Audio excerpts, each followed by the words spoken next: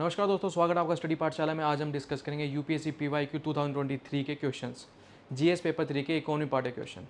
तो आज का जो क्वेश्चन है वो क्या है कि केयर इकोनॉमी और आपको मोनेटाइज इकोनॉमी में डिफरेंस बताना है। देन आपको बताना है कि कैसे केयर इकोनॉमी लेके आ सकते हैं हम उसको मोनेटाइज इकोनॉमी में थ्रू वुमेन एम्पावरमेंट। अब आप देखेंगे केयर इकोनॉमी और आपका मोनेटाइज इकोनॉमी होता क्या है, ये आप डिफरेंस पता होना चाहिए आपको। इंट्रोडक्टिव पार्ट में कैसे लिखेंगे, कुछ डाटा प्रोवाइड कर सकते हैं या इंट्रोडक्टिव में बता सकते हैं कि केयर इकोनॉमी क्या होती है और आपकी मोनेटाइज्ड इकोनॉमी क्या होती है। देन आपको क्या बताना है, how can care economy be brought into your monetised economy through women empowerment, ये आपको डिस्कस करना है फिर, राइट, कैसे किया जा सकता है। तो फर्स्ट आपको इंट्रोडक्टिव पार्ट में क्या करना है कि केयर इकोनॉमी क्या होती है और मोनेटाइज इकोनॉमी क्या होती है।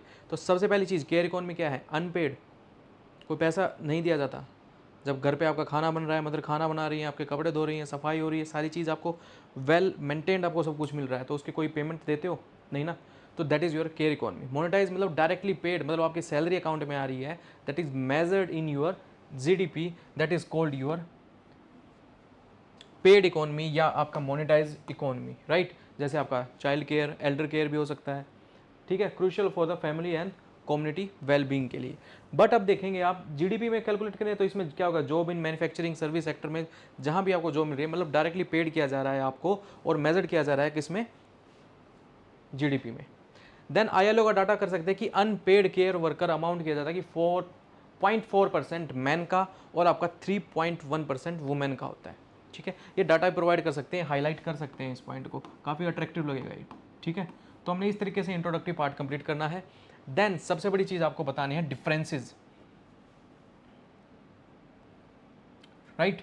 डिफरेंस इज इट विजिबल ना, ठीक है, विजिबल है, ओके, ऊपर लाइट का इशू था, ठीक है।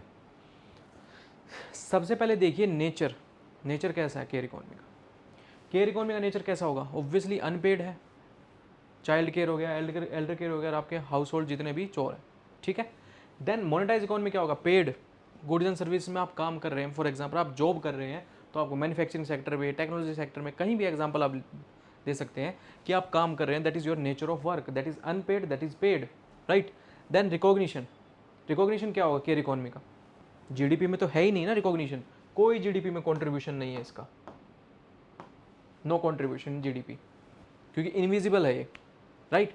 जबकि आपकी monetize economy included in GDP, क्योंकि रिकॉग्नाइज्ड हो रहा है आपका work, that is your monetize economy.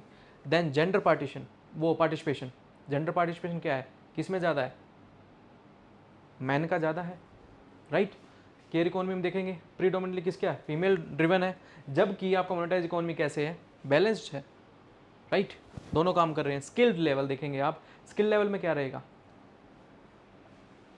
Emotional labour, बिल्कुल मल्टीटास्क कर रहे हैं, कोई स्किल फॉर्मली सर्टिफाइड नहीं है ना।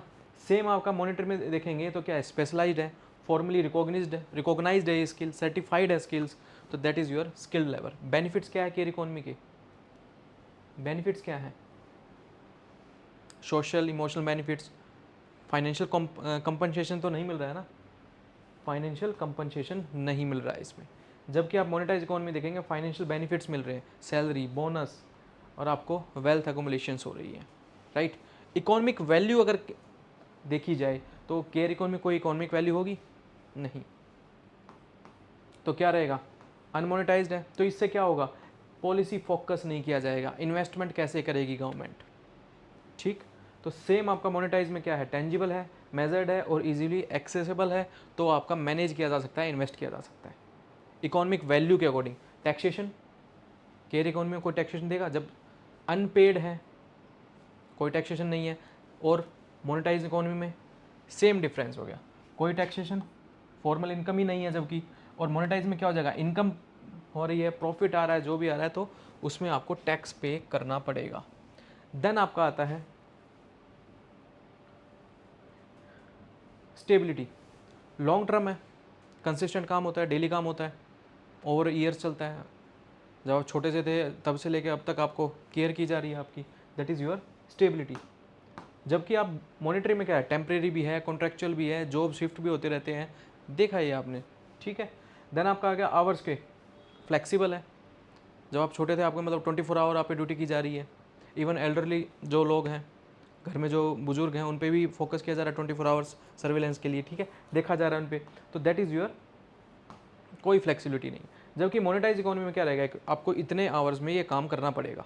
8 आवर की ड्यूटी है, 10 आवर की ड्यूटी है, 12 घंटे की ड्यूटी है, तो उसमें क्या रहेगा, टाइम बाउंड है। जबकि इसमें कोई फ्लेक्सिबिलिटी है। रेगुलेशंस, अनरेगुलेटेड है केयर इकोनॉमी, कोई रेगुलेशंस नहीं है। जबकि मोनेटाइज में क्या रहेगा, प्रॉपर लेबर लॉज हैं, ऑक्यूपेशनल सेफ्टी स्टैंडर्ड्स को देखा जाएगा। तो दैट इज़ योर रेगुलेशंस वाला पार्ट, राइट। तो ये तो हमने देखे क्या डिफरेंसेस, डिस्टिंग्विश देखे। तो ये सारे पॉइंट्स आपके इंपॉर्टेंट हो जाते हैं, जो जो आपको याद हो आप राइट डाउन कीजिए। साथ में आपका नेचर, रिकॉग्निशन, जेंडर वाला, स्किल, बेनिफिट्स, मॉनेटरी वाला जैसे economic value, taxation, then stability, hours, and then आपका रेगुलेशंस का वाला। Care economy into monetize economy through women empowerment, बहुत इंपॉर्टेंट पॉइंट है। सबसे पहली चीज़ ब्लॉकचेन आपका वेरीफाइड स्किल क्रेडेंशियल होनी चाहिए। ब्लॉकचेन वेरीफाइड स्किल मतलब आपका वही है, आपका डाटा प्रोटेक्टेड रहेगा। इसमें आपको बता दिया कि use blockchain to validate care giving skills, कि केयर गिविंग स्किल्स जो है उनको ब्लॉकचेन सर्टिफाइड कर दिया जाए, आपको क्रेडेंशियल में वेरीफाइड कर दिया जाए उनकी स्किल्स को, कि ये काम करने में बढ़िया है, ये काम करने में बढ़िया है, इस तरीके से। देन आपका care economy digital platform provide कर दिया जाए, एक्सपैंड कर दिया जाए प्लेटफॉर्म को, ठीक है, ताकि मोनेटाइज हो सके केयर सर्विसेज, ठीक है। Recognition the value of care work, formal recognition होना चाहिए, ठीक है, ताकि इनको फेयर कंपोजिशन, आपका कंपनसेशन भी मिले, राइट। तो ये पॉइंट्स आप लिख सकते हैं इसमें। देन आपका रहेगा providing social protection, health insurance होनी चाहिए इनकी। जबकि आपने देखा था ना उसमें कोई ऐसा लॉ नहीं था। तो प्रॉपर आपकी हेल्थ इंश्योरेंस हो, आपको मैटरनिटी बेनिफिट्स मिले वुमेन को, और जितनी भी केयर रोल है उनमें उनको मैटरनिटी बेनिफिट्स मिले।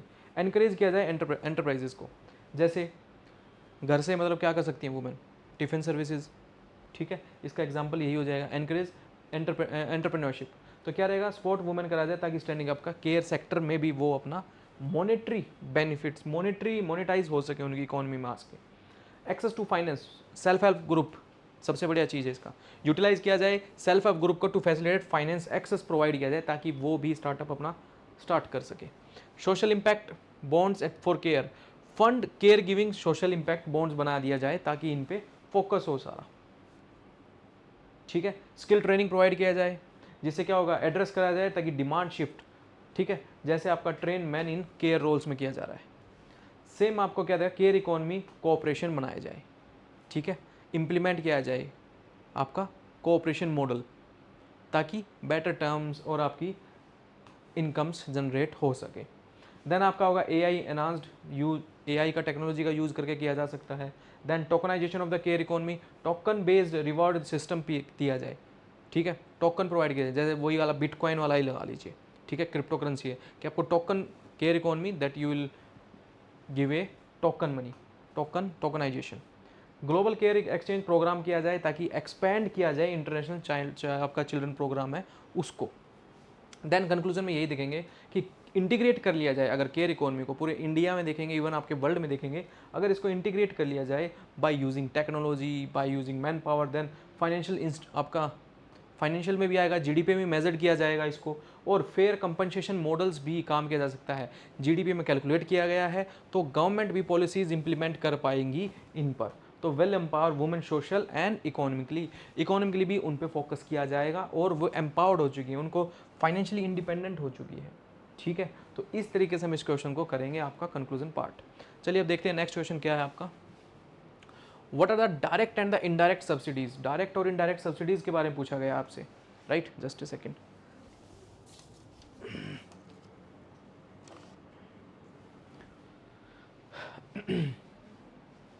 What are the direct and the indirect subsidies provide to the farm sector in India, ठीक है। तो डिस्कस करना है the issue raised by WTO World Trade Organization in relation to agriculture subsidies. Agriculture subsidies क्यों provide की जाती हैं, आप ये बताइए सबसे पहले क्यों प्रोवाइड की जाती है।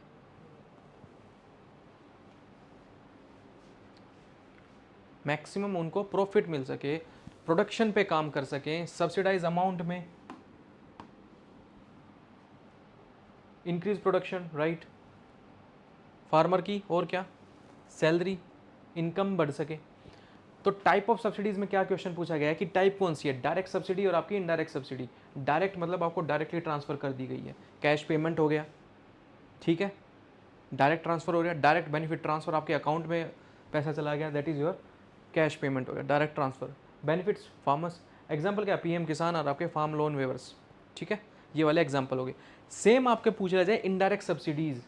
इनडायरेक्ट सब्सिडीज़ में क्या एग्जाम्पल आएंगे, डिस्काउंट दे दिया, फॉर एग्जाम्पल फर्टिलाइज़र लेने गए उस पर डिस्काउंट दे दिया, पेस्टिसाइड लेने गए उस पर डिस्काउंट दे दिया, ऑर्गेनिक आपने कोई सीड्स लिए उस पर डिस्काउंट दे दिया। इनपुट, डिस्काउंट ऑफ इनपुट्स में तो बेनिफिशियरी कौन होंगे, कंज्यूमर्स भी होंगे, कंज्यूमर भी हो सकते हैं और एग्री बिजनेसेस भी होंगे। फॉर एग्जांपल आपका फर्टिलाइजर सब्सिडीज, एमएसपी, ये सारी चीज़ किस में आ गई, इनडायरेक्ट सब्सिडी। इनडायरेक्टली आपको सपोर्ट किया जा रहा है और डायरेक्टली मीन्स आपको मॉनेटरी टर्म में डायरेक्टली सब आपको प्रोवाइड की जा रही है सब्सिडी। तो डब्ल्यूटीओ का कंसर्न क्या है, सबसे पहला मार्केट डिस्टोर्शन। फॉर एग्जाम्पल मैं कहता हूँ सब्सिडीज़ प्रोवाइड की जा रही है but different countries on the agriculture products. USA क्या करती है, कॉर्न पे सब्सिडी कर देती है, सब्सिडाइज अमाउंट कर देती है कि सस्ते दाम पर इनको। तो अब क्या होगा,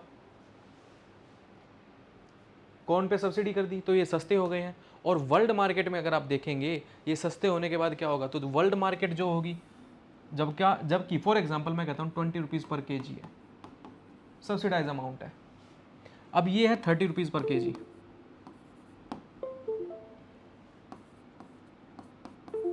तो आप कौन सा प्रोडक्ट लेना पसंद करेंगे, 20 वाला, बट सब्सिडाइज है। तो अदर जो मार्केट है, अदर जो कंट्रीज हैं उनको तो लॉस हो गया, राइट। तो सेम मार्केट डिस्टोर्शन हो गई है,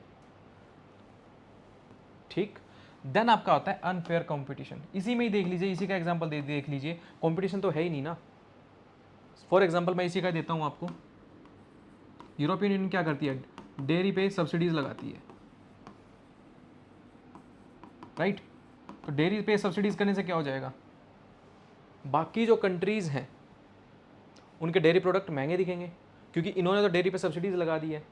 तो सेम आपका क्या है, अनफेयर कंपटीशन, कंपटीशन है ही नहीं तो अनफेयर रहेगा। देन आपका रहेगा क्या, रिड्यूस एफिशिएंसी। एफिशिएंसी रिड्यूस हो जाएगी। क्यों रिड्यूस हो जाएगी, जब इस कंट्री में अगर सब्सिडाइज अमाउंट मिल रहा है तो वहीं पे वो प्रोडक्ट बनता रहता है, सब्सिडाइज है, सस्ता मिल रहा है, तो ये कंट्री क्या करेगी, लगाएगी नहीं ना वो फार्म प्रोडक्ट। तो क्या रहेगा, एफिशिएंसी रिड्यूस हो गई है। ट्रेड बैरियर का क्या एग्जांपल है, ट्रेड बैरियर्स लगा दिए। फॉर एग्जांपल जैपनीज राइस है, फॉर एग्जांपल उसने सब्सिडीज़ की, तो फॉरेन राइस जो एक्सपोर्ट कर रहा है वो क्यों करेगा उस पर, तो उसका तो लॉस हो गया ना। तो ट्रेड बैरियर्स आ गए। सेम आपका एफिशिएंसी रिड्यूस हो गया है, ठीक है, मोटिवेशन ही नहीं है। क्यों करें इंप्रूव प्रोडक्टिविटी, क्यों करें, मतलब कॉस्ट कटिंग करेंगे वो एट द एंड। देन आपका क्या रहेगा, इन्वायरमेंट इम्पैक्ट, एक्सेसिव रिसोर्स का यूज़ करना, डिफॉरेस्टेशन करना। सबसे बड़ा इन्वायरमेंट प्रोटेक्शन इसका इन्वायरमेंट का क्या रहेगा आपका, साउथ ईस्ट एशिया में पाम ऑयल प्रोडक्शन। इससे क्या हो रहा है, पेड़ों को काटा जा रहा है, ठीक है, सब्सिडाइज पाम ऑयल है वहाँ पर प्रोडक्शन, ठीक है। तो ये आपका एग्जांपल हो गया environment impact. Distortion, distorted food prices हो जाएंगे, सब्सिडाइज है सब कुछ तो क्या हो जाएगा, डिस्टोर्टेड हो जाएगा सब कुछ, फूड प्राइस डिस्टोर्ट हो गया। सब्सिडीज, एग्रीकल्चर प्रोडक्ट्स जब सब्सिडाइज मिल रहे हैं तो वो फूड प्राइस डिस्टोर्ट हो चुके हैं। इम्पैक्ट करेगा ऑन डेवलपिंग कंट्रीज। अब डेवलप्ड कंट्रीज क्या करिए, फॉर एग्जांपल यूएसए का ही लिया था, जापान का एग्जांपल लिया था मैंने। तो जो डेवलपिंग कंट्रीज़ हैं ऑलरेडी, ये वेस्ट एशिया है या आपकी जो अदर कंट्रीज़ हैं, उन पे तो यूएसए ने क्या किया, कॉटन पे सब्सिडी लगा दी मान लो, तो वेस्ट एशिया पे इम्पैक्ट पड़ गया, ठीक है ना।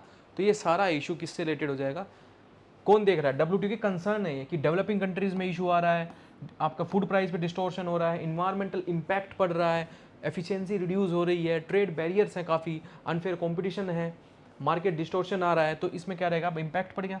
अब लीगल डिस्प्यूट्स हैं, आपस में लीगल डिस्प्यूट्स चल रहे हैं कि आपने इस पर सब्सिडाइज किया, ये प्रोडक्ट हमारा इतने का था, ये प्रोडक्ट इस रेट पे जाना चाहिए था, जबकि बट आपके कंट्री में ये प्रोडक्ट ऑलरेडी सस्ता है, तो कौन लेगा exported product. Public stock holding issue, सबसे पहला इशू क्या है इंडिया में, जैसे डोमेस्टिक फूड सिक्योरिटी के लिए इंडिया क्या करती है, अपना स्टॉक इकट्ठा कर लेती है। बट WTO का कंसर्न क्या है कि अदर कंट्रीज़ को भी इसका स्टॉक चाहिए।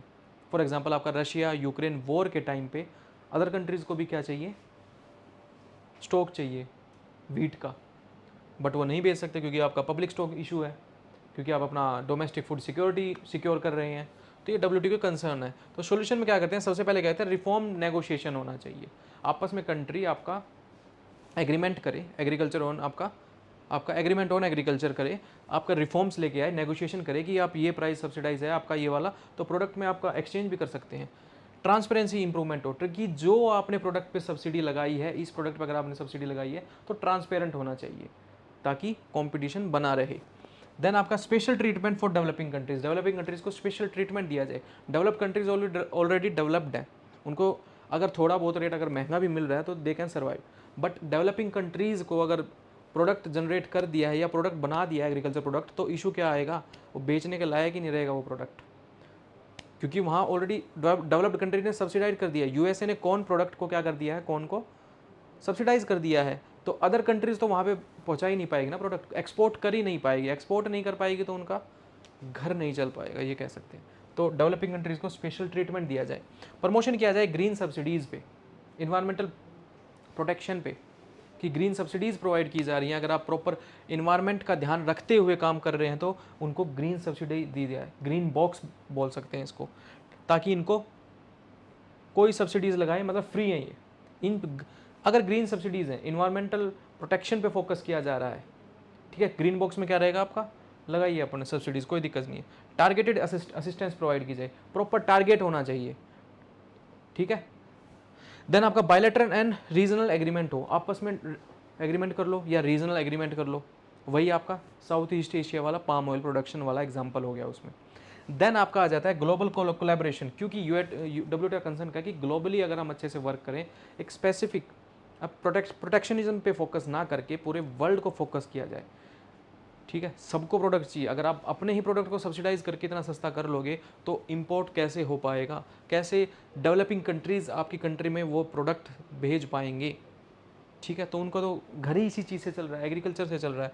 तो कंक्लूजन में ये लगेंगे कि फेयर ट्रेड रूल्स होने चाहिए प्रॉपर वे में, तो WTO कंसर्न भी है ये कि आपका फेयर ट्रेड रूल हो, अगर अच्छे से फोकस किया जाए।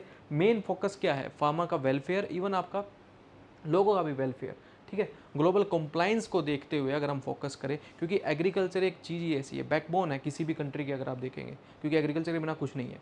तो अगर उस पर फोकस किया जाए अच्छे से, बैलेंस्ड फार्म वेलफेयर पे काम किया जाए और आपका किस पे, ग्लोबल कंप्लाइंस पे फोकस किया जाए, then we can achieve these issues. जितने भी कंसर्न हैं, जितने भी इश्यूज़ हैं, उन पे हम काम कर सकते हैं इन सॉल्यूशंस के हेल्प से।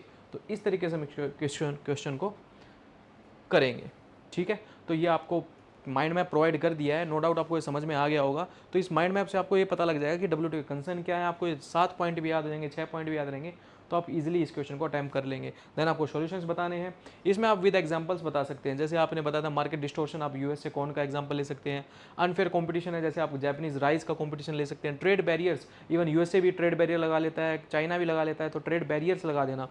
आपका एफिशिएंसी रिड्यूस करना, एनवायरमेंट इंपैक्ट किसका बताया था मैंने, साउथ ईस्ट एशिया वाला एग्जाम्पल। तो एग्जाम्पल्स देके आप अच्छे क्वेश्चन बना सकते हैं, अटैम्प्ट कर सकते हैं, राइट।